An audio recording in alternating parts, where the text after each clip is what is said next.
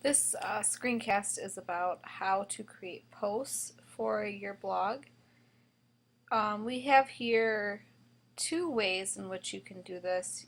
Obviously the first way is to create a post using the traditional blogging format, which is what you see here. I'm going to click on English 12, and this would be two example blog posts. Obviously they're not very detailed, as this is an example web page.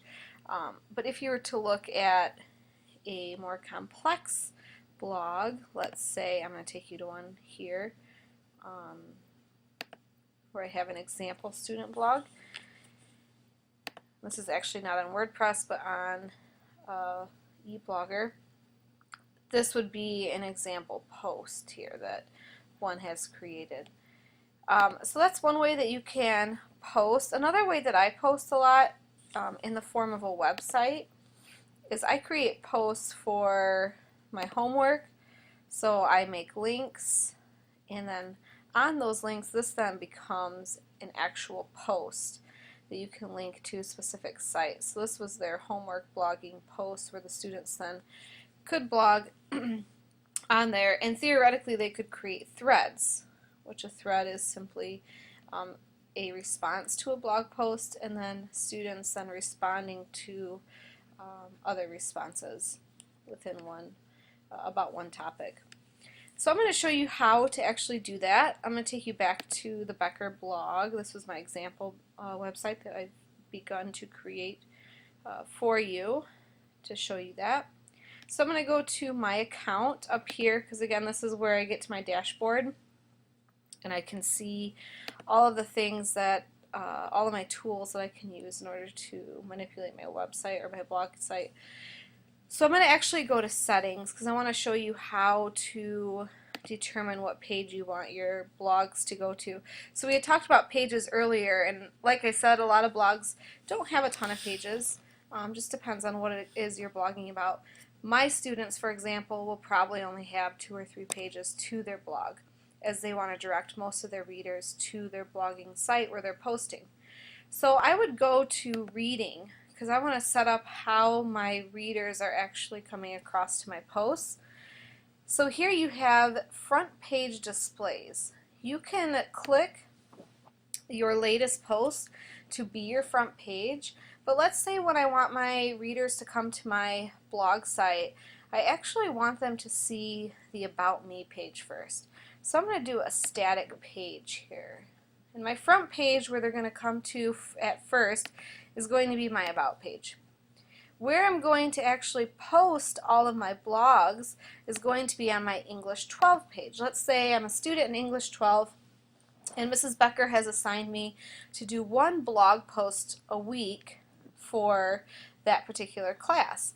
Well, I want all of my posts then to appear under my English 12 class. Okay, so I'm going to do that, and I don't want it to appear under my About page.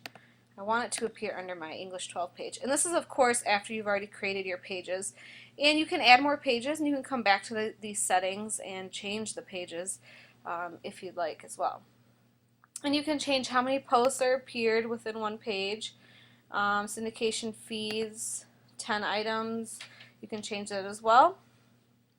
And these are just kind of different settings that you could use if you wanted to. So I'm going to save those changes.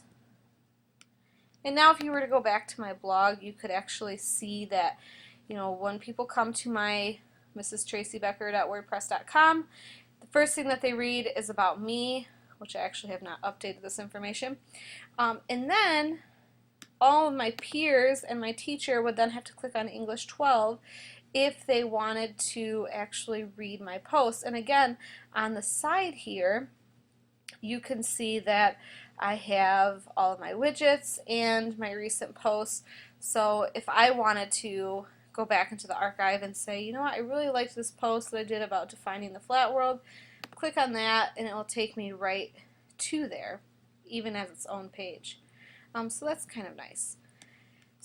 So now I want to show you how you can actually add a new post into your blog here.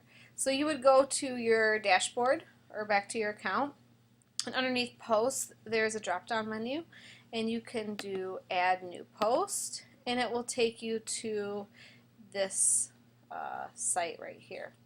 So you would then want to title it with something. The first week I answered one of Mrs. Becker's essential questions. The second week, we had done some discussing on imperialism in the Middle East. So, maybe I want to entitle, this blog Imperialism. Okay. And then, of course, I would, create my blog, and I would do my writing there, which I'm not going to do right now in front of you. So once I have done my writing, and again, this is just like a Word document where you can do strike-throughs, bullet points, you can justify it from left to right to center.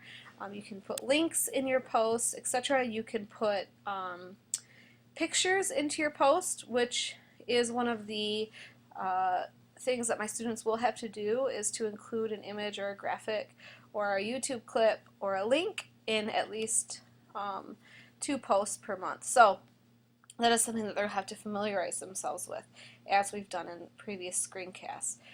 So I could then publish this post, and again, because my settings, in my reading settings, I automatically say that all my posts are going to go to my English 12 page. So you will see that pop up onto the English 12 page. It says post has been published. So if I were to go to English 12, you could see that that has already been added there. So that is how you actually create your posts, and once you have created, students can then leave comments on each other's, which is a requirement that they must leave at least 2 comments per week on friends' posts or peers' posts. Again, they're following at least 2 people in their class, so I would imagine that between those 2 blogs, they will have something to say on each other's posts, and they would then show me that. So that is a way that they can kind of communicate with one another, and again, the blog becomes authentic to the audience and also to the student writer.